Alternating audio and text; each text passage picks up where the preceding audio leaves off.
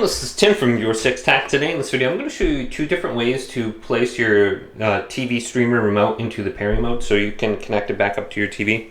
Now the first way is by pressing the back button and the home button right here. If you just press these two buttons down, this will put it into the Bluetooth pairing mode, and the light should blink after about 10 seconds.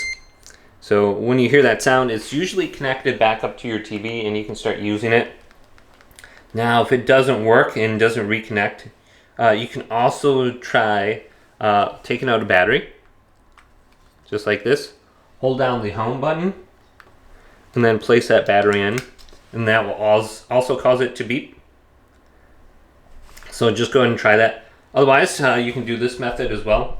Hold down the mute button and the center button.